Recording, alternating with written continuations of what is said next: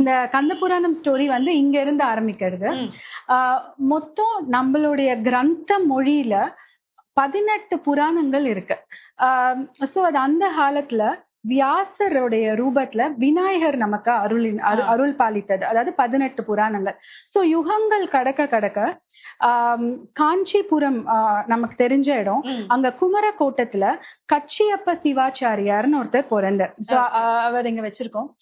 அவருடைய கனவுல வந்து அவர் ரொம்ப பெரிய முருக பக்தர்.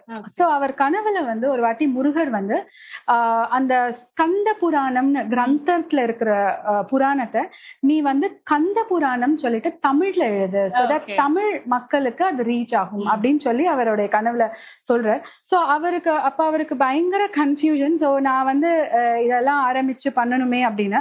சோ அவர் வந்து ஒரு ஹிண்ட் கொடுக்கிறார். திகட சத்திரம் அப்படிங்கிற ஒரு லைன் கொடுத்து நீ இதுல இருந்து எழுத ஆரம்பி, மத்தது எல்லாமே நான் பாத்துக்கிறேன் அப்படின்னு சொல்லிட்டு. சோ அவர் என்ன பண்ணுவார்னா எவ்ரிடே அந்த மேனுஸ்கிரிப்ட் அவர் எழுதிட்டு முருகரோட காலடியில வச்சிடுவார். சோ அது ஆக்சுவலா கந்த புராணத்துல 10,346 ஸ்டான்சாஸ் இருக்கு. அதுல 100 ஸ்டான்சா வந்து முருகரே எடிட் பண்ணதா ஒரு ஐதீகம் இருக்கு. So we can even call Murugar as world first editor.